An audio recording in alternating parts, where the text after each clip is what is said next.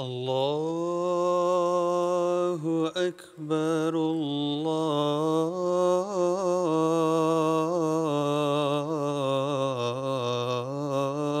الله أكبر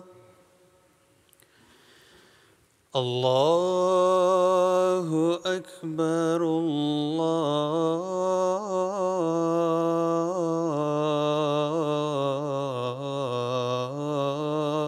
الله أكبر أشهد أن لا إله إلا الله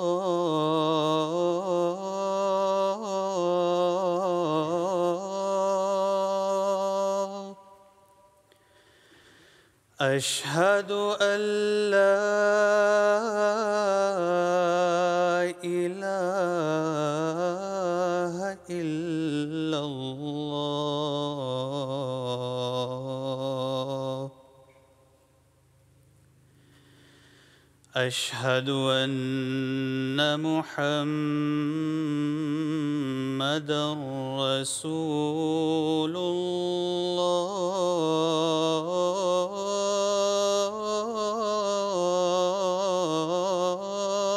الله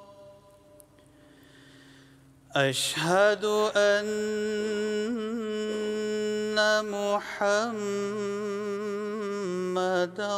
رسول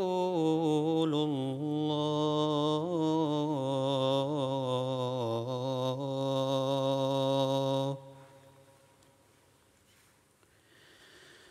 حي على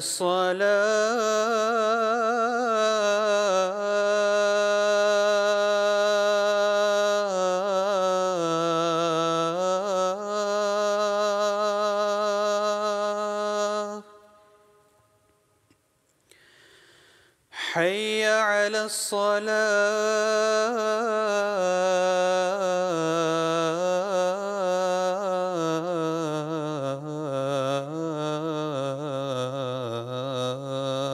الصلاة حي على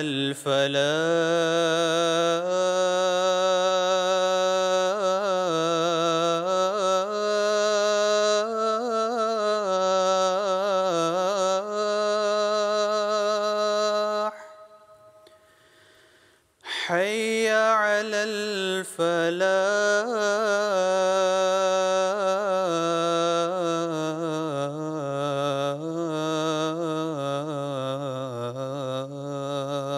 الفلاح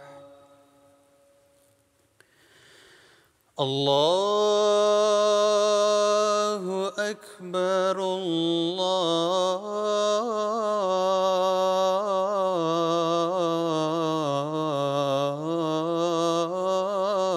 الله أكبر لا إله إلا الله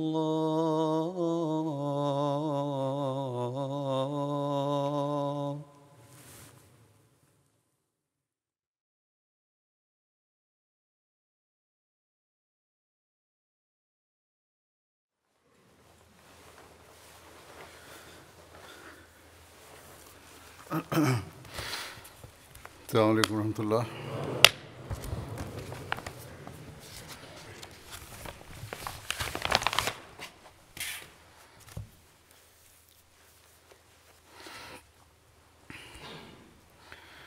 أشهد أن لا إله إلا الله وحده لا شريك له وأشهد أن محمدًا عبده ورسوله أما بعد فأعوذ بالله من الشيطان الرجيم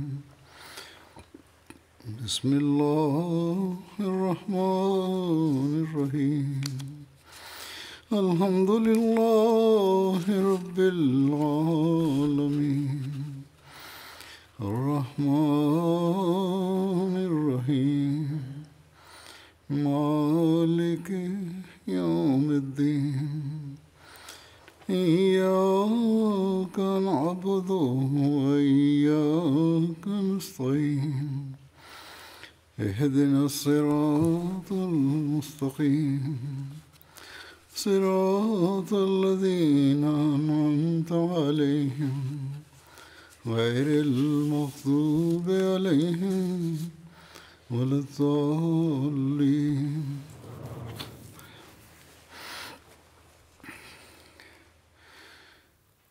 Ma'rifat Al-Quran Karim yang Hadrat Masih Maud salam anugerahkan kepada kita, atau cara beliau alaihissalam menyajikan ma'rifat tersebut dalam buku-buku dan sabda-sabda beliau alaihissalam untuk difahami dan diamalkan. Berkenaan dengan itu, saya telah menyampaikan pada 2 khutbah Jumat yang lalu, khazanah Al-Quran Karim yang telah beliau alaihissalam berikan kepada kita, sejatinya inilah yang menghubungkan seorang hamba dengan Allah Ta'ala. Tanpa itu, tidak ada suatu sarana lain untuk meraih Allah Ta'ala dan memperoleh kedekatan dengannya. Hadrat Masih Maud salam bersabda dalam satu syairnya, Al-Quran adalah manifestasi Tuhan dan firman Tuhan. Tanpanya, taman ma'rifat tidaklah sempurna. Jadi, inilah poin yang hendaknya senantiasa kita perhatikan. Jika kita menghendaki kedekatan dengan Allah Ta'ala dan juga ridhonya, jika kita ingin menghiasi kehidupan dunia dan akhirat kita, maka kita harus mengingat hal-hal ini. Tetapi kita harus ingat bahwa Al-Quran adalah satu-satunya sarana. Tetapi kita juga harus ingat bahwa untuk memahami ma'rifat ini diperlukan seorang pembimbing yang diutus dan ditunjuk oleh Allah Ta'ala, yang mana di zaman ini adalah Hadrat Masih Maud salam, yang merupakan khadim sejati Hadrat Rasulullah Sallallahu Alaihi Wasallam.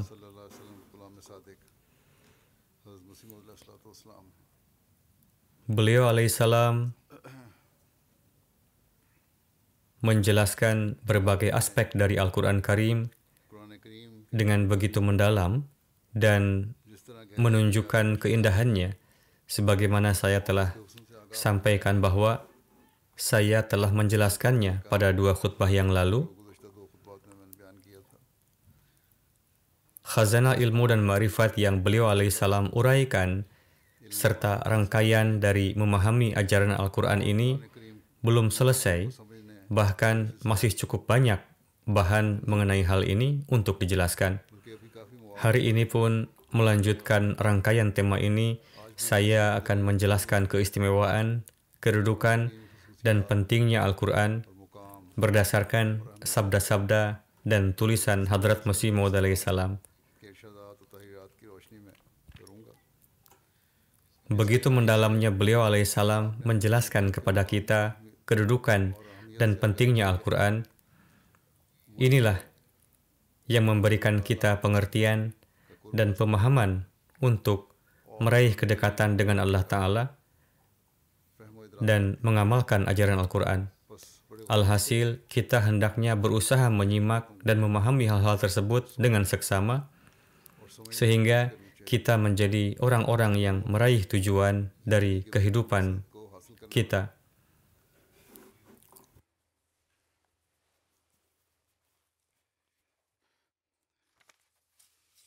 Seraya menjelaskan bahwa Al-Quran adalah kalam Allah Ta'ala, Hadrat Masih Maud salam dalam suratnya kepada seseorang yang bernama Lala Bhim Singh menulis bahwa beberapa hari yang lalu, seorang Brahmana bernama Lekram yang adalah seorang Arya mendatangi saya di Kadian dan mengatakan bahwa Weda adalah kalam Tuhan dan Al-Quran bukanlah kalam Tuhan.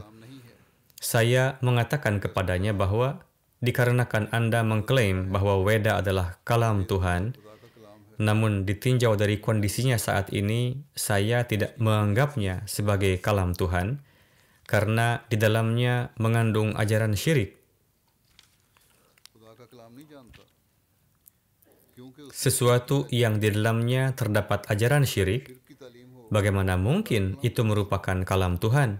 और उसके Dan selain itu, terdapat ajaran-ajaran yang tidak suci lainnya. को खुदा का कलाम Namun saya mengetahui Al-Quran sebagai kalam Tuhan karena di dalamnya tidak terdapat ajaran syirik atau ajaran kotor lainnya. Dan dengan mengikutinya, wajah Tuhan yang maha hidup akan nampak dan mukjizat-mukjizat akan zahir. Alhasil, syarat menjadi kalam Allah Ta'ala adalah hendaknya suci dari syirik, dan dengan mengikutinya, wajah Allah Ta'ala उस पर अमल करने से akan nampak. खुदा ताला का चेहरा नजर आए Bagaimana Al-Quran memainkan perannya dalam menunjukkan wajah Allah Ta'ala? खुदा ताला का चेहरा दिखाने Hal ini dapat dilihat dalam kehidupan para sahabat, इस बात को seraya menyebutkan pengaruh ajaran Al-Quran terhadap para sahabat radhiyallahu anhum. चनाचे Hadrat Masih Maud alaihi salam bersabda, और असर का जिक्र फरमाते हुए memandang secara luas ke masa Hadrat Rasulullah SAW yang merupakan masa puncak Islam, terbukti bagaimana ajaran Hadrat Rasulullah SAW telah menyampaikan orang-orang beriman dari tingkatan terendah ke tingkatan tertinggi. Karena kebanyakan orang-orang mukmin, kondisi awal mereka sedemikian rupa, sehingga kondisi mereka lebih buruk daripada orang-orang primitif, dan mereka hidup seperti binatang-binatang buas, dan mereka sedemikian rupa terjerumus dalam perbuatan-perbuatan buruk dan akhlak-akhlak buruk, sehingga telah keluar dari sifat kemanusiaan. Mereka sedemikian rupa bebal, sehingga tidak memahami bahwa mereka adalah pelaku keburukan, yakni rasa untuk mengenali kebaikan dan keburukan telah hilang. Alhasil, pengaruh pertama dari ajaran Al-Quran dan persahabatan dengan Hadrat Rasulullah SAW terhadap mereka adalah mereka menyadari bahwa mereka benar-benar telanjang dari pakaian kesucian dan terperangkap dalam lumpur keburukan. Sebagaimana Allah Ta'ala berfirman mengenai kondisi awal mereka, Ula'ika kal an'ami balhum adol, yakni mereka itu seperti hewan berkaki empat, bahkan lebih buruk lagi. Kemudian berkat persahabatan suci dengan Hadrat Rasulullah SAW dan pengaruh menawan dari Furqan Hamid, yakni Al-Quran, mereka menyadari bahwa kondisi yang telah mereka jalani adalah kehidupan yang biadab dan benar-benar dicemari dengan perbuatan-perbuatan buruk. Lalu mereka mendapatkan kekuatan dari Ruhul Kudus dan bergerak menuju amal-amal kebaikan. Sebagaimana Allah Ta'ala berfirman mengenai mereka, wa ayyadahum biruhim minhu, yakni Allah Ta'ala telah menyokong mereka dengan suatu ruh suci. Itu adalah kekuatan gaib yang diraih manusia setelah beriman dan setelah bersabar sedemikian rupa. Kemudian, setelah mendapatkan kekuatan tersebut, mereka tidak hanya menetap pada derajat tersebut, di mana mereka merasakan aib-aib dan dosa-dosa mereka, dan merasa muak dengan aroma tak sedapnya. Bahkan, sekarang mereka sedemikian rupa melangkah menuju kebaikan, sehingga mereka telah mencapai setengah dari kesempurnaan potensi mereka, dan berlawanan dengan kelemahan-kelemahan. Telah tercipta kekuatan dalam melaksanakan amal-amal kebaikan. Mereka tidak hanya menghilangkan keburukan-keburukan, bahkan melangkah pada kebaikan-kebaikan, dan dengan demikian mereka telah meraih kondisi pertengahan, dan kemudian mereka diberkati dengan kekuatan dari Ruhul Kudus dan sibuk dalam perjuangan untuk mengalahkan syaitan dengan amalan-amalan suci mereka. Kemudian guna membuat Allah Ta'ala ridho, mereka menempuh upaya-upaya keras yang tak terbayangkan oleh manusia yang lebih dari itu. Layaknya jerami yang kering, mereka tidak menghargai nyawa mereka di jalan Allah Ta'ala, Akhirnya mereka diterima dan Allah Ta'ala membuat hati mereka benar-benar muak dengan dosa dan menanamkan kecintaan pada kebaikan. Jadi inilah pengaruh Al-Quran pada mereka, bahwa mereka bangkit dari bumi dan menjadi bintang-bintang yang bersinar di langit. Yang mengenai mereka, Hadrat Rasulullah SAW bersabda, masing-masing dari mereka adalah penunjuk jalan bagi kalian. Dengan mengikuti Al-Quran, manusia menjadi manifestasi sifat-sifat Allah Ta'ala. Seraya menjelaskan ini, beliau alaihissalam bersabda, barang siapa yang mengikuti Al-Quran dan menyampaikan kecintaan dan ketulusan hingga ke puncak tertinggi, dia menjadi manifestasi sifat-sifat Allah Ta'ala secara zilli atau bayangan. Yang menjadi syarat tidaklah hanya mengikuti semata, melainkan menyampaikan kecintaan dan ketulusan hingga ke puncak tertinggi juga merupakan syarat. Yakni jika perintah-perintahnya diamalkan sepenuhnya, maka ia akan menjadi manifestasi dari sifat-sifat Allah Ta'ala. Kemudian beliau alaihissalam bersabda, semua ini adalah hasil dari kekuatan dan khasiat yang dahsyat yang kita saksikan dalam kalam Allah Ta'ala, Al-Quran. Kekuatan dan khasiat yang dahsyat itu tidak terdapat dalam kitab lain yang dalam pandangan suatu kaum dianggap sebagai kitab ilhami. Mungkin penyebabnya adalah karena kitab-kitab tersebut telah berubah dikarenakan masa yang telah jauh, atau mungkin penyebabnya adalah meskipun kata-katanya tidak berubah, namun maknanya telah dirusak. Atau mungkin penyebabnya adalah Allah Ta'ala telah menghapus keberkatan-keberkatan dari seluruh kitab-kitab terdahulu tersebut untuk menghilangkan perpecahan di akhir zaman ini dan mengumpulkan seluruh manusia di dunia hanya pada satu kitab. Jika tidak, apa sebabnya seseorang bisa masuk ke dalam jemaat para wali Allah dengan mengikuti Al-Quran dan hadrat Rasulullah SAW secara hakiki? Dalam kitab-kitab tersebut tidak didapati keunggulan ini, dan itulah sebabnya mengapa para pengikut kitab-kitab tersebut mengingkari kesempurnaan-kesempurnaan yang bisa didapatkan manusia pada makom kedekatan. Bahkan mereka mengolok-olok karomah dan mukjizat. Mereka bukan hanya tidak mempercayai mukjizat, bahkan juga menertawakannya. Dan hari ini penyebabnya adalah mereka telah jauh dari Allah Ta'ala dan jauh dari agama. Lalu beliau alaihissalam bersabda, namun kami tidak mengolok-olok mereka, kami tidak menertawakan siapapun. Ya, kami tentunya menangis ketika melihat kemalangan mereka.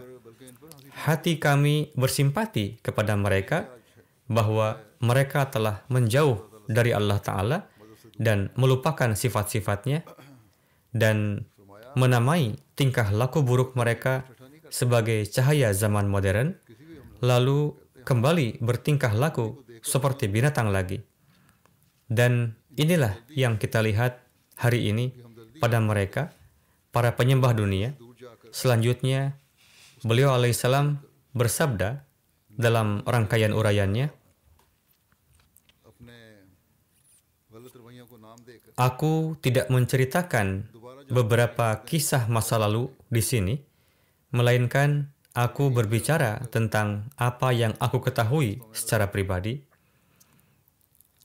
Aku telah menemukan suatu kekuatan dahsyat dalam Al-Quran. Aku telah melihat suatu kekhasan yang unik dalam diri para pengikut hadrat Rasulullah SAW, yang mana kekhasan dan kekuatan tersebut tidak terdapat dalam agama manapun. Dan itu adalah bahwa seorang pengikut sejati mencapai makom-makom wilayat, yakni kedudukan sebagai wali. Allah Ta'ala tidak hanya memuliakannya dengan kata-katanya, bahkan dengan tindakannya, dia menunjukkan kepadanya bahwa akulah Tuhan yang telah menciptakan bumi dan langit. Kemudian, ketinggian keimanannya melampaui bintang-bintang yang jauh. Aku adalah saksi dalam hal ini. Tuhan berbicara kepadaku, dan dia telah menunjukkan lebih dari 100.000 tanda di tanganku. Jadi, meskipun aku menghormati seluruh nabi di dunia, dan juga menghormati kitab-kitab mereka, namun aku hanya percaya Islam sebagai agama yang hidup, karena melaluinya Tuhan menampakkan diri kepadaku. Barang siapa yang meragukan pernyataanku ini, ia harus datang kepadaku dan tinggal selama 2 bulan untuk menyelidiki perkara-perkara tersebut, aku akan menanggung semua pengeluaran yang dapat mencukupinya selama masa tersebut. Dan beliau alaihissalam bersabda, bagiku yang dikatakan agama adalah agama yang hidup dan memperlihatkan pemandangan kudrat yang hidup dan segar. Jika tidak, hanya sekedar klaim keaslian tidaklah bernilai dan tanpa dalil. Mereka yang mengambil faedah dari undangan beliau alaihissalam ini telah mendapatkan manfaat dan telah berhasil. Mereka tinggal bersama beliau alaihissalam dan menerima beliau alaihissalam. Bahkan hari ini, ilmu kalam dan khazanah beliau alaihissalam menjadikan banyak orang sebagai manifestasi Tuhan. Alhasil, di mana kita memberitahu orang lain mengenai hal ini, kita sendiri harus berusaha sebaik mungkin dan mengambil manfaat dari kalam beliau alaihissalam. Hanya dengan begitu, kita dapat memenuhi tujuan baiat kita. Kemudian, dalam menjelaskan keunggulan-keunggulan Al-Quran, beliau alaihissalam bersabda, ada 4 keunggulan dari Al-Quran yang bersifat mukjizat, yang rinciannya beliau jelaskan sebagai berikut. Salah satu keunggulan dari Al-Quran yang bersifat mukjizat adalah kefasihannya atau fasahah atau balagat, yang sama sekali unggul dan berbeda dengan kefasihan manusia. Karena ruang kefasihan manusia sangatlah sempit, dan selama dalam suatu pembicaraan tidak dicampuri dengan bualan dan kebohongan, tidak ada manusia yang mampu memiliki kefasihan pada tingkat yang tinggi. Kalam Allah Ta'ala benar-benar suci darinya. Tidak ada pemalsuan. Keunggulan Al-Quran yang bersifat mukjizat yang kedua adalah bahwa kisah-kisah yang diceritakannya, pada hakikatnya semua itu adalah nubuatan yang diisyaratkannya. Ini juga nampak dalam Al-Quran. Keunggulan Al-Quran yang bersifat mukjizat yang ketiga adalah ajarannya berisi semua sarana untuk menyampaikan fitrat manusia pada kesempurnaannya. Dan semua dalil dan tanda yang dibutuhkan manusia untuk meraih keyakinan ada di dalamnya. Keempat, salah satu keunggulan besar di dalamnya adalah Al-Quran membawa mereka yang mengikuti secara sempurna begitu dekat dengan Tuhan, sehingga mereka meraih kemuliaan bercakap-cakap dengan Tuhan, yakni mukalamah ilahiyah, dan tanda-tanda yang terbuka zahir kepadanya, dan mereka meraih pemurnian diri atau tazkiyah nafs, serta keteguhan iman. Dan poin Al-Quran ini sangat patut untuk diingat bahwa karunia berupa tanda-tanda samawi yang diberikan kepada seorang mukmin yang sempurna itu adalah perbuatan Tuhan. Oleh karenanya, tidak ada seorang pun yang bisa menyatakan keunggulannya. Keunggulan pribadi seorang mukmin yang sempurna adalah ketakwaan, kesucian, kekuatan iman, dan keistiqomahannya. Sebagai contoh, jika cahaya matahari mengenai sebuah dinding, cahaya tersebut tidaklah termasuk ke dalam keunggulan dinding tersebut, karena cahaya itu dapat dipisahkan darinya. Melainkan, keunggulan tembok adalah pondasinya diletakkan di atas sebuah batu yang kuat, dan merupakan suatu bangunan yang kokoh dan kuat, yang bagaimanapun besarnya banjir datang, dan angin kencang bertiup, dan hujan turun dengan lebatnya layaknya badai, tidak akan menggoyahkan tembok tersebut. Jadi, hendaknya iman pun berada dalam keadaan seperti ini. Setelah memahami bahwa Al-Quran Karim adalah kalam suci Allah Ta'ala, hendaknya kita mengamalkannya sedemikian rupa hingga kita meyakini bahwa hal inilah yang akan memperkuat keimanan kita dan mempertemukan kita dengan Tuhan. Dengan ini, tidak akan ada angin taufan dan penentangan yang dapat menggoyahkan keimanan kita. Inilah keistimewaan insan, dan ia akan senantiasa disinari dengan kalam Allah Ta'ala, yakni ia akan terus berupaya untuk memahaminya. Kemudian bersabda, Al-Quran Karim adalah kitab suci yang dengan mengikutinya maka doa-doa akan dikabulkan. Dalam menjelaskannya secara rinci, beliau alaihissalam bersabda, salah satu pengaruh Al-Quran suci yang penuh dengan mukjizat adalah bahwa siapa saja yang dengan utuh mengikutinya, ia akan meraih derajat kemakbulan dan doa-doanya akan dikabulkan, dan Allah Ta'ala pun akan bercakap-cakap dengannya melalui kalamnya yang indah dan penuh wibawa. Secara khusus, Tuhan akan menolongnya dalam menghadapi musuh-musuhnya dan menyingkapkan hal gaib kepadanya sebagai dukungan kepadanya. Dalam menjelaskan hal ini dan menerangkan bahwa seluruh petunjuk terkandung di dalam Al-Quran Karim, beliau alaihissalam bersabda, seperti halnya orang-orang musyrik Arab, golongan ahli kitab di negeri ini pun jatuh dalam dosa-dosa. Orang-orang Kristen menekankan pada ajaran penebusan dosa dan bertumpu padanya, serta memahami bahwa semua dosa adalah halal bagi mereka.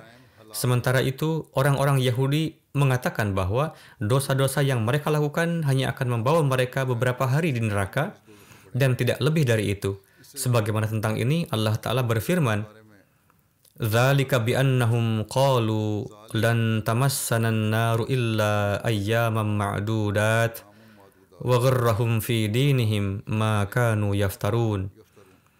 Keberanian yang ada di dalam diri mereka ini, yakni untuk melakukan tindakan-tindakan itu, mengapa dapat muncul? Hal ini karena mereka menyatakan, sebagaimana ayat yang saya sampaikan ini, yakni, apabila api neraka pun akan menyentuh kami, maka itu hanya beberapa hari saja. Dan sikap pengada-adaan yang mereka buat akan menjadikan mereka tinggi hati. Alhasil, sebagaimana pada saat itu golongan ahli kitab dan musyrik Arab telah sangat buruk kelakuannya, di mana mereka menganggap bahwa keburukan yang mereka lakukan adalah perbuatan kebaikan, dan mereka tidak bertaubat dari perbuatan-perbuatan dosa mereka, dan mereka telah merusak kedamaian secara umum, maka Allah Ta'ala melalui perantaraan tangan nabinya menurunkan keadilan dan berkeinginan menyelamatkan orang-orang yang tidak berdaya melalui perantaraan mereka. Lalu karena bangsa Arab saat itu bersifat kedaerahan dan mereka tidak bersatu di bawah suatu raja, maka dari itu setiap golongan menjalani kehidupan mereka dengan penuh keberanian dan tanpa ikatan. Kemudian karena mereka tidak memiliki suatu undang-undang yang mengatur hukuman, oleh karena itu mereka semakin hari semakin maju dalam pelanggaran. Alhasil, Tuhan berbelas kasih terhadap negeri ini dan mengutus Rasulullah SAW tidak hanya sebagai Rasul, tetapi juga sebagai Raja bagi negeri ini, dan telah menyempurnakan Al-Quran Syarif sehingga menjadi laksana undang-undang yang di dalamnya terkandung berbagai petunjuk dari kehidupan sehari-hari hingga keuangan. Jadi, Rasulullah SAW sebagai sosok raja, maka beliau menjadi hakim bagi segenap golongan, dan orang-orang dari setiap agama meminta keputusan dari beliau dalam perkara peradilan mereka. Dari Al-Quran Suci jelas tertera bahwa suatu saat ada seorang Muslim dan seorang Yahudi di dalam peradilan beliau alaihissalam. Kemudian setelah beliau SAW menyelidiki, beliau memenangkan orang Yahudi itu dan menghukum orang Muslim itu disebabkan oleh kelakuannya. Alhasil, beberapa musuh yang bersifat dangkal yang tidak membaca Al-Quran Syarif dengan seksama, mereka di setiap tempat selalu menautkan dengan kenabian Rasulullah SAW. Padahal hukuman tersebut adalah diberikan dari kedudukan beliau sebagai pemimpin atau raja. Kemudian dalam menjelaskan bahwa Al-Quran merupakan sarana untuk meraih kehidupan suci, beliau alaihissalam bersabda, adalah nyata bahwa setiap sesuatu akan dianggap istimewa dari hal apa yang ia berikan, dari tujuan diciptakannya. Sebagai contoh, jika ada seekor kerbau yang dibeli untuk membajak, maka kemampuan yang akan dinilai dari kerbau itu adalah sejauh mana ia dapat membajak dengan baik. Kerbau adalah berguna untuk membajak, maka dari itu kerbau akan selalu digunakan untuk membajak, dan kerbau yang mahir dalam membajak akan dianggap kerbau yang baik. Demikian juga, maksud utama dari kitab samawi pun hendaknya adalah supaya mereka yang mengikutinya dapat membebaskan dirinya dari setiap dosa dan kehidupan yang kotor melalui ajaran, pengaruh, kekuatan pembaruan, dan sifat kerohaniannya, dan menurunkan suatu kehidupan suci kepadanya. Kemudian setelah mensucikannya, ia memberikan pandangan rohani sempurna kepadanya untuk mengenal Tuhan dan menganugerahkan hubungan kecintaan yang mendalam kepadanya yang merupakan wujud zat yang tiada bandingannya dan merupakan mata air segala kebahagiaan. Karena pada hakikatnya, kecintaan inilah yang merupakan akar dari keselamatan, dan inilah surga yang setelah memasukinya, maka segenap kepedihan dan keperihan menjadi jauh sirna. Tidak diragukan lagi bahwa kitab ilhami yang hidup dan sempurna adalah kitab yang menghantarkan para pencari Tuhan menuju tujuannya dan memberi keselamatan kepada mereka dari kehidupan yang hina, lalu mempertemukan mereka dengan kekasih yang hakiki, yang mana perjumpaan ini adalah keselamatan yang sesungguhnya. Dan ia mendapat pencerahan dari segenap kebimbangan dan keraguan-raguan. Dan mereka dianugerahkan ma'rifat yang sempurna, sehingga seolah ia melihat Tuhan, dan ia akan dianugerahkan hubungan-hubungan yang sedemikian kokoh, hingga ia pun menjadi hamba Tuhan yang setia, di mana Tuhan menjadi sedemikian rupa menampakkan belas kasih dan kebaikannya, yaitu dia menurunkan berbagai corak dukungan dan pertolongan untuk membedakan antara dirinya dan orang selainnya, dan membukakan pintu-pintu ma'rifat Tuhan atas dirinya.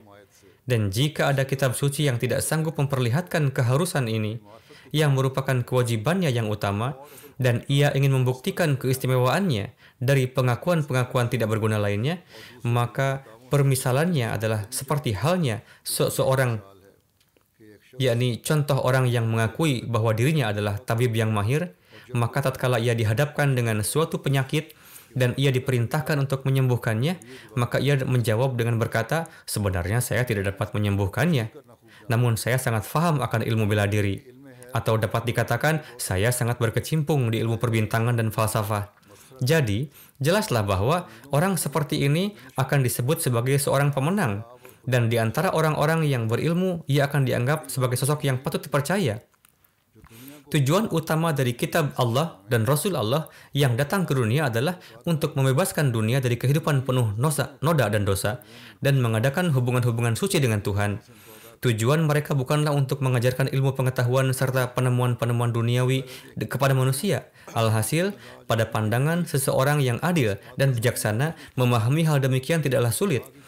Karena kewajiban dari kitab Allah adalah untuk mempertemukan manusia dengan Tuhan dan menghantarkan dirinya hingga tingkat keyakinan yang tinggi dalam mengenal wujud Tuhan dan menanamkan kebesaran dan keagungan Tuhan di dalam hatinya, serta menahan dirinya dari melakukan dosa. Jika tidak, apa gunanya kita dengan kitab yang tidak sanggup menjauhkan hati kita dari kekotoran dan tidak sanggup memberikan suatu ma'rifat yang suci dan sempurna yang dapat menjadi sarana membangun kebencian kepada dosa. Ingatlah, tali kekang yang menggiring kepada dosa adalah suatu hal yang sangat berbahaya, dan kita tidak akan dapat jauh dari dorongan ini selama penampakan ma'rifat Tuhan yang hidup dan tanda kebesaran, keagungannya, dan kekuasaannya turun kepadanya laksana hujan. Selama insan belum melihat secara dekat kekuatan-kekuatan Tuhan yang luar biasa, seperti halnya kambing saat memandang singa, dan ia berada di jarak 2 langkah saja darinya, adalah penting bagi manusia untuk suci dari gejolak-gejolak dosa yang menghancurkan, dan sedemikian rupa menempatkan keagungan Tuhan di dalam kalbunya, sehingga ia terbebas dari keinginan syahwat nafsaniyah yang turun tidak terbendung, laksana petir dan membakar habis seketika perbekalan takwa yang telah ia kumpulkan. Tetapi apakah gejolak-gejolak kotor yang datang terus-menerus laksana ayam mematuk dan mengkikis, semangat ketakwaannya itu akan sanggup ia jauhi hanya dari gambaran Parmeshwar atau Tuhannya yang ia buat sendiri?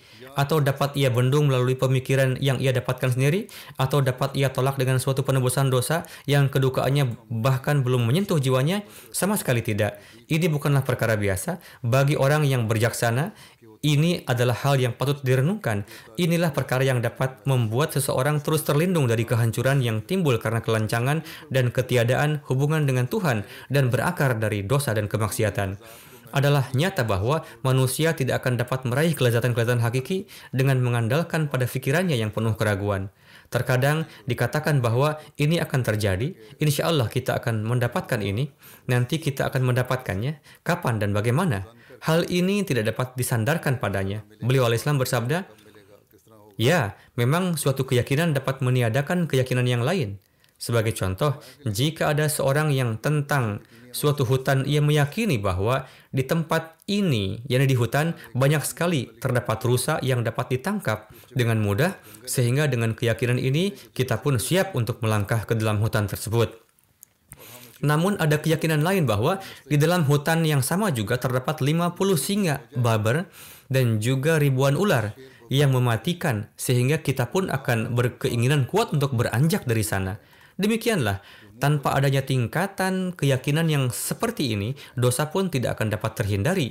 Cara menjauhkan diri dari dosa adalah adanya keyakinan bahwa jika kita melakukan dosa ini, memang akan ada kesenangan sementara, tetapi seperti halnya kita pergi ke hutan untuk berburu, dan di sana ada banyak singa dan ular, dan rasa takut akan yang menjadikan kita meninggalkan keinginan berburu, maka demikian pula dengan cara ini, manusia dapat diselamatkan dari dosa-dosa, yaitu jika terlahir keyakinan bahwa cengkeraman Allah Ta'ala sangatlah kuat, dan jika kita melakukan dosa, maka kita pasti akan masuk ke dalam cengkeramannya. अगर ये यकीन पैदा हो जाए कि खुदा ताला की पकड़ बड़ी सख्त है, Bersabda, besi akan patah dengan besi juga.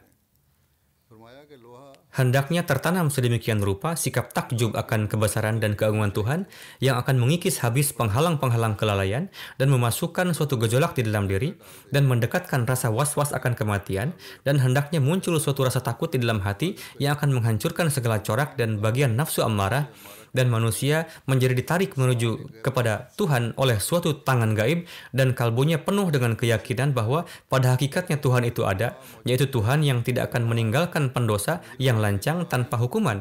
Jadi, apa yang akan dilakukan oleh seorang pencari kesucian yang hakiki terhadap suatu kitab yang dengan perantaraannya kebutuhan ini tidak terpenuhi? Maka dari itu saya menzahirkan hal ini kepada segenap manusia bahwa kitab yang memenuhi seluruh kebutuhan itu hanyalah Al-Quran Syarif. Dengan perantaraannya akan terlahir daya tarik dalam diri manusia menuju Tuhannya, dan kecintaannya kepada dunia akan menjadi dingin. Dan pada akhirnya dengan mengikutinya, maka Tuhan yang amat sangat tersembunyi itu pun menzahirkan wujudnya, dan dengan mengikutinya wujud yang maha kuasa itu, yang mana kekuasaannya tidaklah difahami oleh kaum lainnya, Tuhan sendiri yang akan menampakkannya kepada manusia.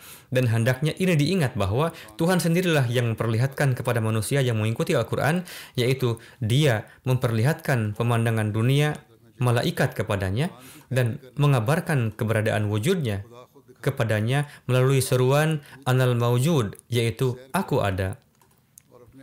Alhasil, inilah pengertian dan pemahaman tentang Al-Quran suci yang hendaknya dimiliki. Ini adalah segi amalan dari ajaran ini yang harus kita zahirkan. Jika tidak, kita akan seperti agama lain yang mana pengamalannya hanya sebatas pengakuan belaka. Kini beliau bersabda, kitab ini memberi pembaruan dan kitab lain tidak. Hal ini karena ajarannya yang tidak sempurna. Jika kita meyakini Al-Quran Karim, namun tidak ada perbaikan dalam diri kita, maka ini adalah kesalahan kita. Karena sebagaimana beliau sabdakan bahwa kita harus mengikutinya secara sempurna, jika kita tidak seutuhnya mengikutinya, maka bagaimana bisa ada perubahan? Jika tidak diamalkan, maka bagaimana islah dapat terwujud? Jadi, kita hendaknya berusaha untuk menjadi orang yang sepenuhnya mengikutinya.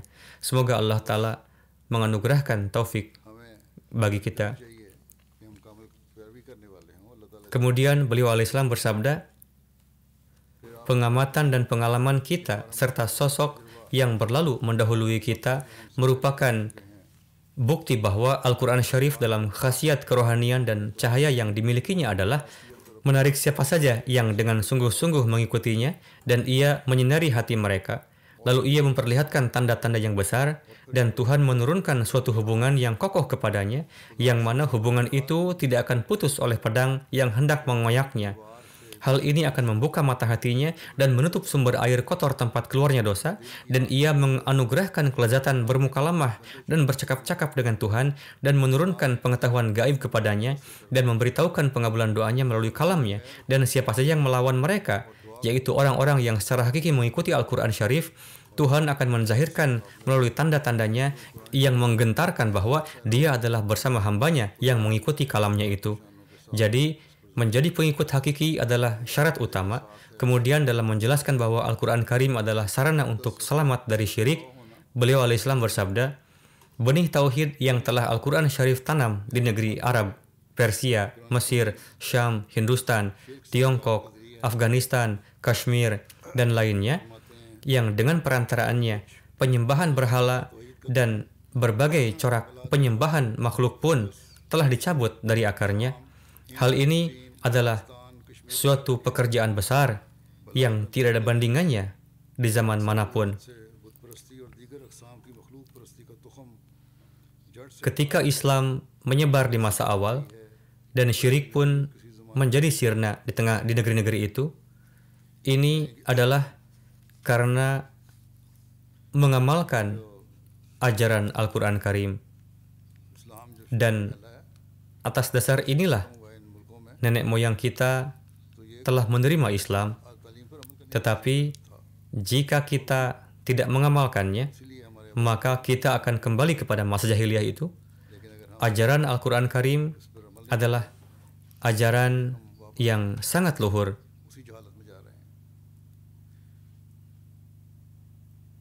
Mengenai ini, beliau alaihissalam bersabda, kitab yang datang pada masa awal penciptaan, berkenaan dengannya akal sehat secara pasti akan menyatakan bahwa kitab tersebut tidaklah paripurna. Kitab yang datang pada masa awal, akal sehat akan mengakui bahwa kitab tersebut tidak mungkin sempurna. Bahkan seperti layaknya seorang guru yang mengajarkan huruf alfabet kepada anak-anak kecil, mengajarkan ABC kepada anak-anak. Jelaslah bahwa pada masa pendidikan dasar tidak diperlukan adanya kemampuan yang tinggi. Adapun pada masa ketika pengalaman manusia semakin maju dan manusia jatuh ke dalam berbagai macam kesalahan, maka pendidikan yang mendalam menjadi perlu. Apalagi ketika kegelapan kesesatan menyebar di dunia dan manusia terlibat dalam berbagai macam kesesatan ilmu dan amal, maka saat itu diperlukan pendidikan yang lebih tinggi dan sempurna, dan itu adalah Al-Quran Syarif. Namun pada masa permulaan tidak diperlukan ajaran yang bertaraf luhur, karena jiwa manusia masih sederhana, dan belum ada kegelapan dan kesesatan yang terbangun di dalamnya. Ya, pendidikan dasar yang lebih tinggi diperlukan untuk kitab yang diturunkan pada saat kesesatan yang ekstrim dan datang untuk mengislah orang-orang yang di dalam hatinya telah tertanam keyakinan dan perbuatan jahat yang telah menjadi kebiasaan. Adapun ajaran Al-Quran datang pada saat pikiran manusia telah matang dan mulai memahami, dan kejahatan telah mencapai puncaknya, dan manusia tenggelam di dalamnya. Saat itu ajaran juga datang sesuai dengan keadaan fikirannya. Selanjutnya bersabda, berkenaan dengan keuniversalan Al-Quran, ingatlah bahwa secara faktual benar bahwa pada masa awal penciptaan pun umat manusia mendapatkan sebuah kitab ilhami. Lalu beliau bersabda, dalam hal ini, jika ada yang bertanya, mengapa hanya satu kitab ilhami yang diberikan kepada manusia pada permulaan zaman? Mengapa kitab-kitab yang berbeda tidak diberikan kepada setiap bangsa? Jawabannya adalah bahwa pada masa awal jumlah manusia masih sedikit, bahkan jumlahnya lebih rendah dari jumlah yang dapat disebut kaum.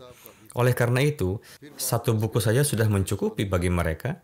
Kemudian setelah itu, ketika manusia tersebar di dunia dan setiap bagian bumi menjadi bangsa yang berpenghuni dan disebabkan oleh jarak sehingga satu bangsa menjadi sama sekali tidak mengetahui kondisi bangsa lain, pada saat-saat seperti itu, hikmah dan kebijaksanaan Allah Ta'ala menuntut agar para rasul dan kitab-kitab ilhami yang berbeda diberikan kepada setiap bangsa. Dan itulah yang terjadi. Kemudian ketika manusia maju dalam populasi dunia dan jalan untuk bertemu terbuka dan orang-orang dari satu negara memiliki sarana untuk bertemu dengan orang-orang dari negara lain dan diketahui bahwa umat manusia hidup di belahan bumi ini dan Allah Ta'ala menghendaki untuk menjadikan mereka semua seperti satu bangsa lagi, yakni setelah tercerai-berai lalu dikumpulkan. Pada saat itu Allah Ta'ala mengirimkan sebuah kitab ke semua bangsa dan memerintahkan dalam kitab tersebut bahwa kapanpun kitab ini sampai di berbagai negara adalah wajib bagi kaum tersebut untuk menerima dan mempercayainya. Dan kitab itu adalah Al-Quran Syarif yang datang untuk membangun hubungan satu bangsa lain di antara semua bangsa. Semua kitab yang datang sebelum Al-Quran disebut mukhtasul qaum, yakni diperuntukkan untuk kaum-kaum tertentu, sebagaimana bangsa Syria, Persia, India, Cina, Mesir, Romawi adalah bangsa yang kepadanya datang kitab-kitab atau rasul yang terbatas pada bangsanya sendiri. Mereka tidak ada hubungan dengan bangsa lain. Tetapi setelah semua kitab itu, datanglah kitab suci Al-Quran yang merupakan kitab universal dan tidak diperuntukkan untuk bangsa tertentu, tetapi untuk semua bangsa. Demikian pula Al-Quran Syarif datang untuk suatu umat yang lambat laun ingin menjadi satu bangsa. Jadi, untuk zaman sekarang ini, telah tersedia suatu sarana yang menganugerahkan warna persatuan pada berbagai bangsa. Pertemuan timbal balik yang merupakan akar sebenarnya untuk terbentuknya sebuah bangsa telah menjadi begitu mudah, sehingga jalan yang dahulu dapat ditempuh bertahun-tahun dapat ditempuh dalam beberapa hari saja. Dan bagi para penyampai pesan telah tercipta berbagai sarana, sehingga kabar yang dulunya tidak dapat sampai ke suatu negara yang jauh walau dalam jangka 1 tahun, sekarang dapat diperoleh dalam beberapa saat saja. Revolusi besar sedang berlangsung di zaman ini dan arus sungai budaya telah berbelok sedemikian rupa sehingga menjadi jelas bahwa sekarang ini adalah kehendak Tuhan untuk menjadikan semua bangsa yang tersebar di dunia menjadi satu dan menyatukan kaum-kaum yang tercerai-berai selama ribuan tahun. Berita ini terdapat di dalam Al-Quran dan Al-Quran telah secara terbuka mengklaim bahwa Dia telah datang untuk semua bangsa di dunia seperti yang Allah Ta'ala firmankan dalam Al-Quran. Ya ayyuhan nasu inni rasulullahi ilaikum jami'a. Yani, katakanlah kepada seluruh umat manusia bahwa aku adalah Rasul yang diutus untuk segenap umat manusia. Selanjutnya berfirman, wa ma arsalnaka illa rahmatan lil alamin. Wa ma arsalnaka illa rahmatan lil alamin. Yani, aku telah mengutus engkau bagi seluruh alam sebagai rahmat.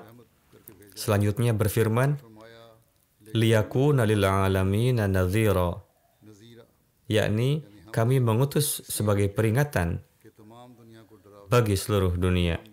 Kami menyatakan dengan tegas bahwa sebelum datangnya Al-Quran, tidak ada satupun kitab ilhami yang mengklaim seperti itu.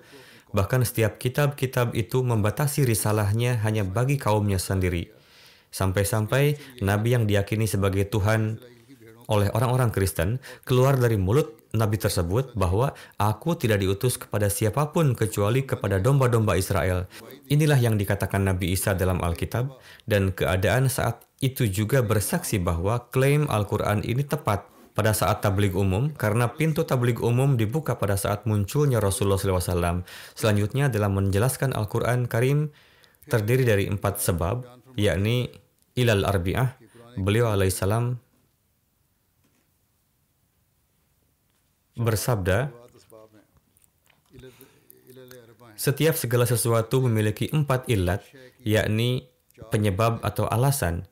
Keempat ilal itu diantaranya adalah yang pertama illat fa'ili, yakni siapa pelakunya dan alasannya.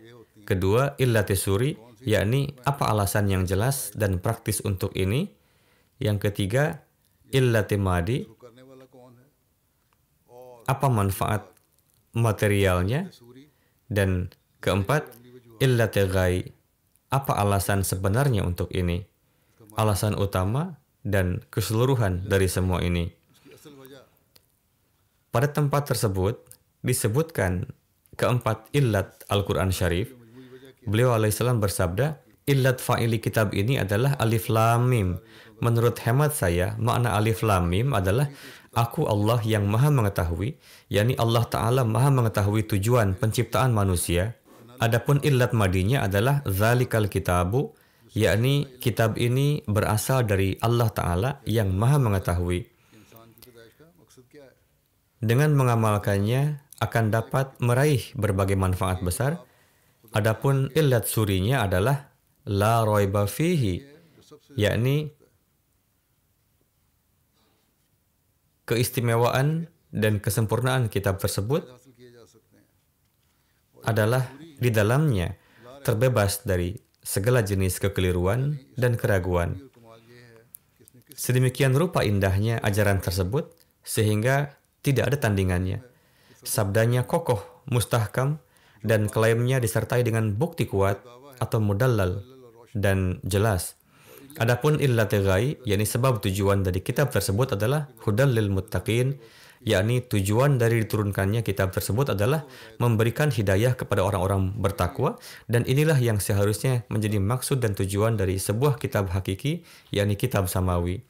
Selanjutnya, beliau al-Islam bersabda, dalam menerjemahkan ayat kedua dan ketiga surah Al-Baqarah, beliau al-Islam bersabda, ketakwaan ditetapkan sebagai sesuatu yang teramat sangat diperlukan, sehingga Al-Quran Karim menetapkannya sebagai illat ghai, yakni sebab tujuan.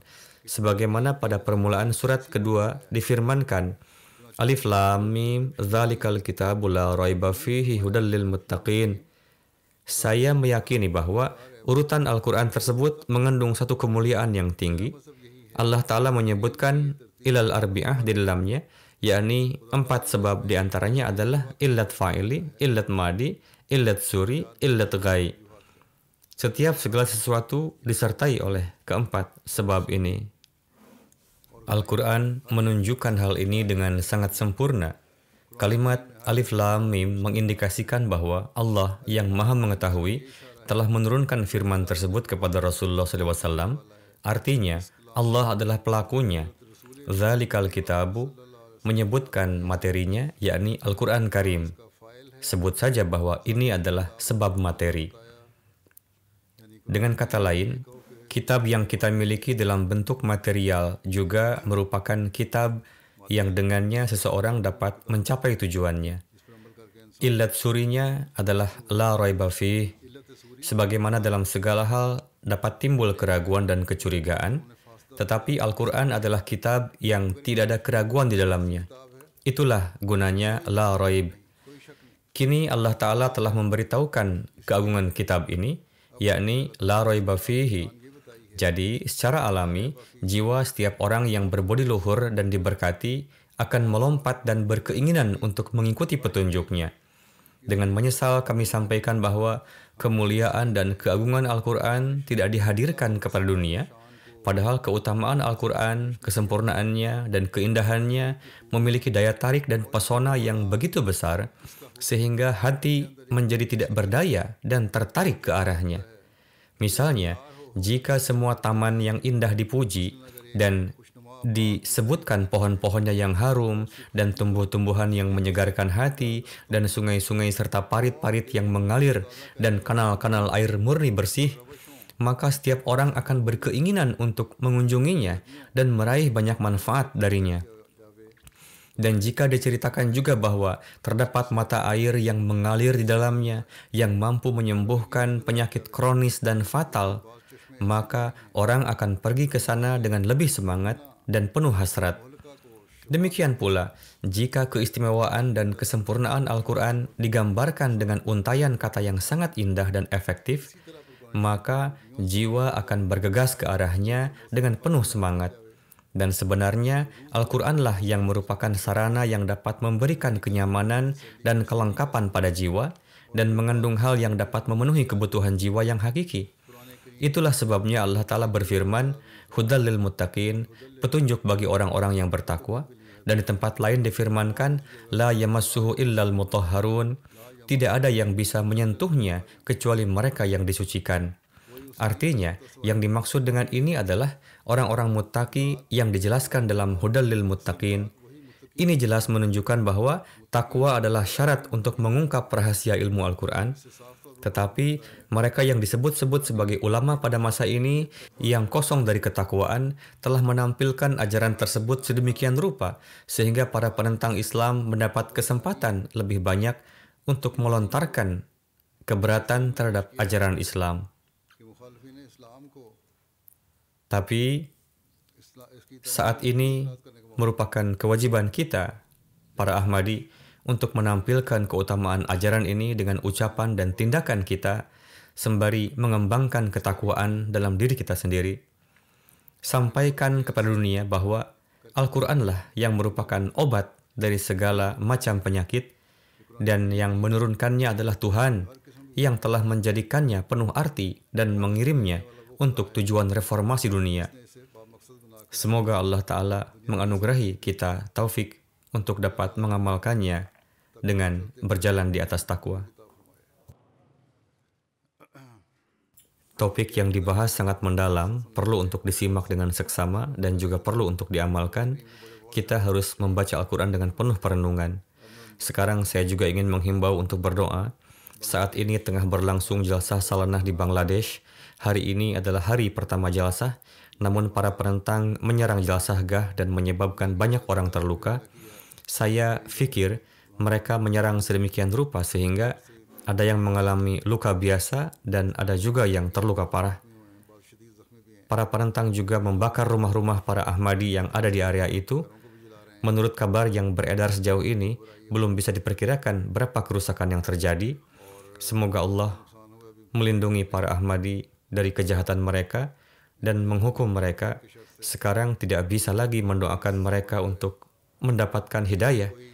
Doa inilah yang keluar dari mulut dan hati kita untuk mereka.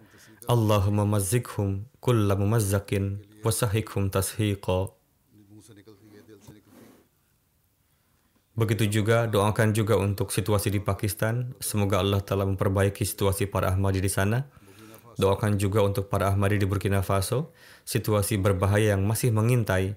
Demikian pula ada beberapa kasus yang dituduhkan terhadap para anggota Ahmadi di Aljazair.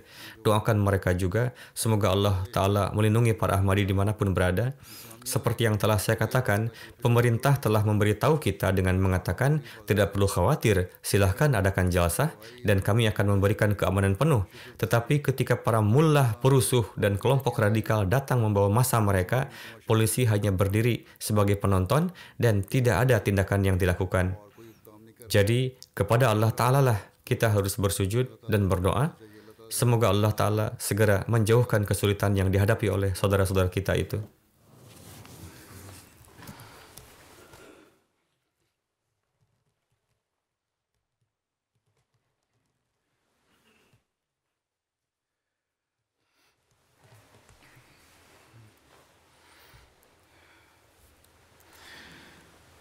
Alhamdulillah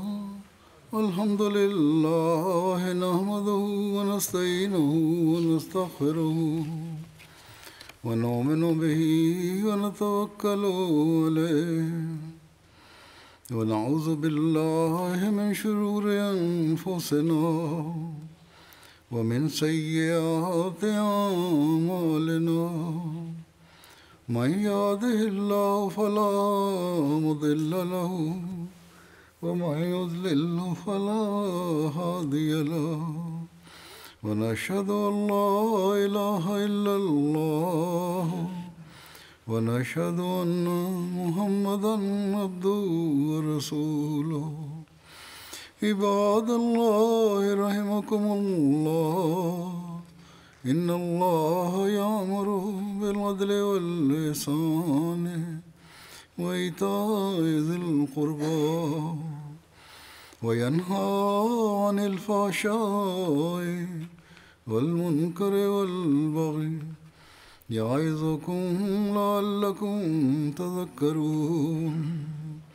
اذكروا الله يذكركم وادعوه يستجب لكم ولذكر الله أكبر.